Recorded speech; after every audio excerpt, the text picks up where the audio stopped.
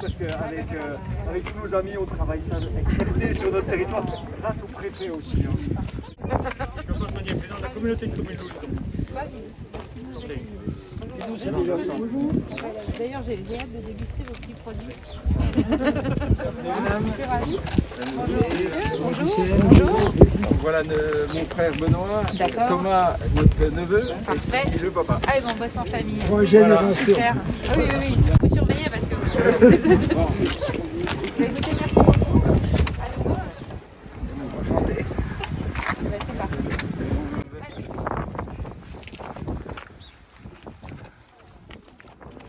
Et donc avec les mêmes problématiques, j'imagine, dans les jardins qu'on en trouve dans les forêts. Alors oui, on Des constate événements climatiques le changement, bien sûr, changement climatique. On travaille un petit peu différemment, notamment avec des végétales un petit peu qui évoluent. Qui évoluent, ouais.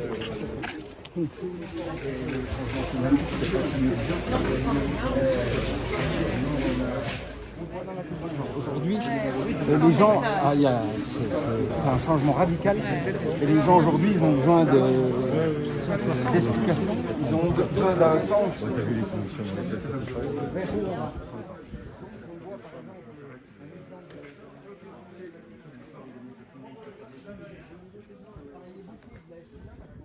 Ça, c'est un peu notre fer de lance. On a relancé une culture dans ce sens-là. Regarde, on a relancé une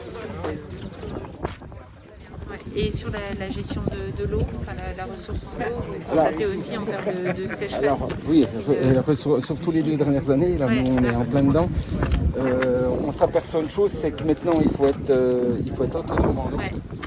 Alors ici, sur Flavion, on est dans le coin ici, on ne peut pas faire de forage, on est dans un gruyère, je veux dire. Mais plutôt à compter. Et donc, la gestion de l'eau aujourd'hui, c'est notre objectif, tout de même à nous, c'est de devenir autonome en eau. Sur la commune, notamment, on prélève de l'eau parce qu'on a besoin en période de sèche de 50 mètres par jour minimum. D'où on a déjà une réserve d'eau. Donc, en charge de l'agriculture, on a mis en place un plan avec la région pour faire des réserves d'eau pour tous les agriculteurs du département. C'est des choses qui avec la région. En plus, c'est assouplir tout le dispositif derrière pour qu'on ait accès, enfin les petites entreprises, on n'a pas les moyens humains pour monter les dossiers. C'est vous savoir se regrouper, oui, allez. Madame la députée n'a pas pu finir son propos. Annie. Non, je voulais simplement dire que votre venue est très appréciée, Madame la ministre, parce qu'on va vous démontrer par l'exemple ce que peut produire un blocage administratif. Je dis ça entre guillemets parce qu'en effet, Monsieur le Préfet a toujours été très à l'écoute. Mais on a là une opportunité de vraiment travailler de façon respectueuse de l'environnement par rapport à l'arrosage des plantes qui ne solliciteraient pas le réseau. Et on bute sur ce problème réglementaire. Donc on aimerait bien que vous nous aidiez à débloquer la situation. Parce que pour l'entreprise, il y a un enjeu évidemment environnemental, mais aussi un enjeu économique pour la commune également, parce que quand il y a raréfaction de la ressource en eau, quand on a une réserve, c'est quand même utile. Donc on est là dans une petite réserve collinaire.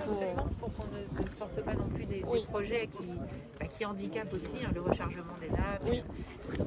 C'est cette vision de PTGE qui permettent de... Ce qu'il y a, c'est qu'il faut qu'on essaie de mettre en harmonie le problème administratif, parce que c'est vrai qu'on a déjà parlé avec Barbara Pompili quand elle est venue lundi. C'est un problème, d'ailleurs pas que pour les petites entreprises, c'est un problème aussi pour les petites collectivités, pour les petites collectivités, pour tout le monde de se dire derrière quelle ingénierie on met, comment on fait. Bon, pour les collectivités, il y aura la NCT qui va apporter quelque chose, mais pour eux c'est compliqué. Et puis mettre en harmonie par rapport au fait que on voudrait, dans la loi climat ou une autre d'ailleurs loi, dire il faut qu'on fasse des réserves d'eau, de pluie, mais derrière, pour faire des réserves d'eau de pluie, il faut qu'on ait des structures qui accueillent la réserve. On ne va pas mettre l'eau dans notre chapeau. Et puis de manière harmonieuse pour ne pas modifier la ressource et dans le temps les besoins qui pourraient se Voilà, parce qu'on s'en vient aujourd'hui, enfin encore plus Madame la députée le sait, sur son secteur, Bon là ça va, ça fait 15 jours qu'il pleut, mais encore, au mois de juin, c'est vous avez à Montbenoît, vous avez plus une goutte d'eau quoi. Vous traversez la rivière, vous ne voulez pas vous mouiller. Hein, vous avez Là, c'est un autre problème.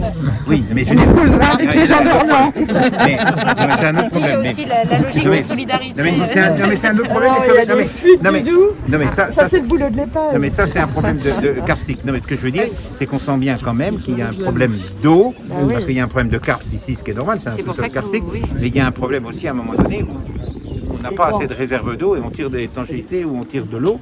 Et puis derrière, on a C'est ça, des on a un problème de difficultés, quoi. ressources. On a En un fait, problème de- c'est tout le pastoralisme et les activités de plein air, telles que l'entreprise du chêne, qui sont les premiers à... Il y a la ressource, mais il y a surtout la fréquence des précipitations. Bien sûr. Je trouve que sur l'Horizon, vous savez, on a mis en place un plan annuel d'investissement de 10 millions d'euros. 7 stations d'épuration à rénover, 7 km d'assainissement qui sont aujourd'hui prioritaires. Et je viens de me faire mettre en minorité de blocage. 22 communes sur 74 s'y opposent. Des communes qui ont leur propre ressources dans leur commune disent aujourd'hui, en 2000... Ah oui, on est en 2021, on nous dit que c'est ma source, c'est mon eau et ça m'appartient. Vous voyez. Les communes en assainissement individuel à la parcelle, 7 habitants, 13 habitants, mettent en place une minorité de blocage. Et donc ce programme d'investissement sur l'horizon que vous voulez mettre, problématique de la Loup, qui est bien connue, qui est bien identifiée, on l'a tous les jours dans la presse. On ne va pas pouvoir mettre en place ce plan d'action parce que, sur le plan législatif, il y a une aberration qui a Moi, été votée. ce report, j'étais contre, mais certains pourront peut-être vous expliquer Voilà. comment on en est. Et ça, c'est quand même bloquant. Quoi. Et nous, en qualité d'élus, on est passé au pilori alors que vous aviez en tant que pas président de l'EPAGE, on passe au pilori, on est responsable et voilà, le département est responsable, tout le monde est responsable. Ça, c'est pas normal. Sur ce sujet, je crois qu'il y a deux sujets. Il y avait le sujet de l'eau et le sujet de l'assainissement. Parce que le sujet de l'eau et le sujet de l'assainissement n'est pas du tout le même. Je veux dire, le sujet de l'assainissement, effectivement, moi, c'est ce que j'ai défendu. Jean-Claude le sait. Pour le transfert de l'eau, j'y étais pas favorable. Par contre, pour le transfert de l'assainissement, j'y étais favorable. Parce que si la station d'épuration d'Ornans ne marche pas, et que celle en amont et en aval marche bien, ça ne sert à rien. C'est pas que ça sert à rien que les deux marchent bien. C'est que s'il y en a une qui produit beaucoup et qui ne marche pas, donc je pense que sur un large bassin, l'assainissement, je pense que c'est l'erreur qu'on a certainement fait au Parlement, c'est qu'on aurait dû mettre d'un côté l'eau et de l'autre côté l'assainissement. Parce que c'est vrai qu'aujourd'hui, quand on vous l'avez entendu ce matin à la Maison de l'Environnement, quand on entend ce qu'on entend et puis qu'on lit ce qu'on lit et puis qu'on voit ce qu'on voit aussi. On a raison de penser ça. Non mais avec les poissons, quand vous voyez tous les poissons quand même qui sont sur Ornans, bientôt il n'y en aura plus sur le dos parce qu'il n'y en a plus. Mais le problème c'est qu'on se dit, et comment que ça se fait qu'on n'a rien pu faire? Voilà. Et ça depuis, moi je le dis depuis 2010 puisqu'il y a eu un défilé sous mes fenêtres quand j'étais maire, mais c'est pas depuis 2010, c'était bien avant. Et aujourd'hui on dit c'est de la faute de machin, c'est ok, mais une fois qu'on a dit ça, on n'a pas réglé le problème, c'est ce que je disais ce matin. Et le problème de l'assainissement était pour moi un problème beaucoup plus important que la gestion de l'eau. Je ne parle pas de la gestion de la réserve d'eau. Oui, parce que en fait, Il y a encore un autre problème. les communes s'entendent.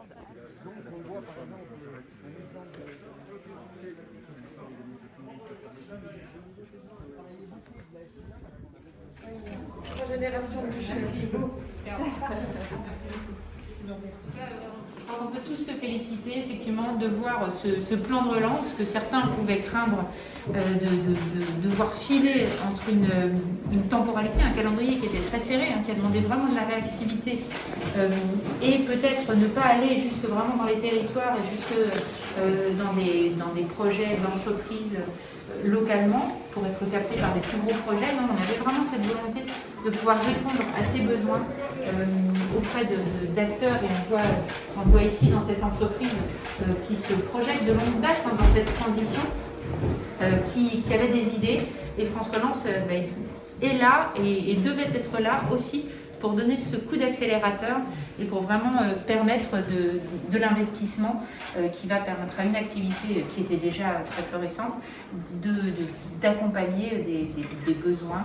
Donc en l'occurrence sur la gestion en eau d'une activité qui en demande avec une ressource malheureusement qui s'amenuisent. Donc on a à la fois ce travail de recherche que je tiens à saluer aussi parce qu'on est au-delà de France Relance, mais sur cette diversification des essences et sur tout ce que vos connaissances et compétences permettent d'accompagner les forestiers, les communes forestières, on l'a vu dans leur transition, et même simplement les citoyens, les consommateurs qui, dans leur jardin aujourd'hui, voient aussi certaines espèces qu'ils avaient pu connaître ne plus du tout tenir en ces régions. Donc on est confronté à des contextes économiques qui imposaient vraiment cette transition, cette adaptation, et il est donc très heureux, je crois, que les moyens de France Relance puissent vous accompagner là-dedans. Donc à nouveau bravo. Si vous voulez dire un mot. Je vous remercie déjà de votre déplacement parce que je crois que c'est toujours intéressant dans nos petits villages qu'on puisse recevoir du monde et voir le travail qu'on fait à notre petite échelle, j'allais dire. Et puis aujourd'hui, c'est vrai que ce projet de construction de réserve d'eau nous tient à cœur depuis longtemps. On n'a pas sorti ça depuis France Relance, ça fait des années qu'on y pense. Et je pense que c'est une occasion unique de pouvoir mettre en pratique et puis pouvoir donner un peu de dynamisme à l'entreprise. Monsieur. Non, mais rien à dire. Bon, vous savez, je ne sais pas si je suis le sage, je suis l'ancien de la maison. Bon, simplement, moi je dis aussi un grand merci. Vous vous êtes déplacé dans notre entreprise familiale, vous avez vu, 3 générations, qui continuera d'être familiale, bien sûr, mais surtout qui a toujours travaillé depuis plus de 50 ans sur le végétal et sa diversité. Alors, je dirais simplement pour conclure, si on peut conclure, on reste une entreprise essentielle. C'est vrai, c'est vrai. Et on vous en remercie. Merci beaucoup à tous. Écoutez, si vous voulez, messieurs, attention, et c'est parti. Voilà, entreprise lauréate, bravo.